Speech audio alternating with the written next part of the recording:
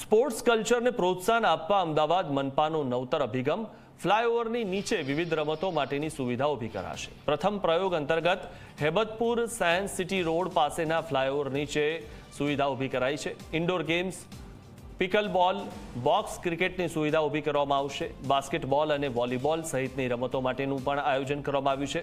મહિલાઓ માટે અલગથી ચેન્જિંગ રૂમની પણ સુવિધા રહેશે, ત્યારે સુરક્ષા માટે સીસીટીવીની વ્યવસ્થા પણ કરવામાં આવી છે। 3.5 કરોડના ખર્ચે આ પ્રોજેક્ટ તૈયાર થયો છે। 23મી જાન્યુઆરીએ કેન્દ્રીય ગૃહમંત્રી તેનું લોકાર્પણ કરશે। એએમસી કામગીરીને આખરી ઓપ હાલમાં આપી રહ્યું છે।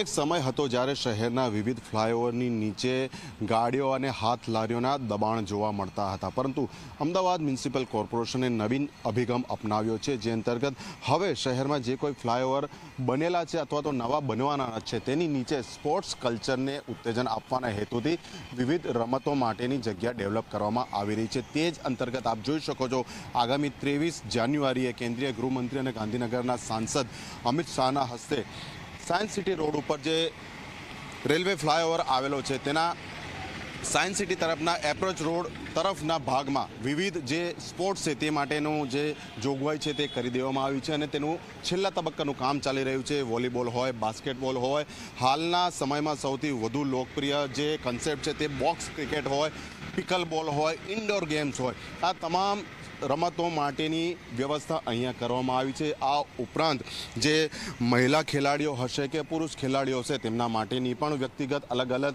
સુવિધાઓ ઊભી કરવામાં આવી છે। એટલે ભૂતકાળમાં આ પ્રકારના ફ્લાયઓવરની નીચે જ્યારે ગંદકી થતી હતી, દબાણો થતા હતા, હાથ લારીઓ ખડકાઈ જતી હતી, તેની જગ્યાએ હવે વર્ષ 2036માં જ્યારે ગુજરાતમાં અને દેશમાં સંભવિત ઓલિમ્પિક યોજવાની તૈયારીઓ થઈ રહી છે, ગુજરાતમાં પણ મહત્તમ ગેમ રમાય તેવી પણ પૂરેપૂરી સંભાવના છે, ત્યારે સ્પોર્ટ્સ કલ્ચરને ઉત્તેજન આપવાના હેતુથી આ કન્સેપ્ટ તૈયાર કરવામાં આવ્યો છે અને લગભગ 3.5 કરોડના ખર્ચે આ તમામ સુવિધાઓ ઊભી કરવામાં આવી છે, જેનું 23મી તારીખે અમિત શાહના હસ્તે સત્તાવાર લોકાર્પણ કરવામાં આવશે।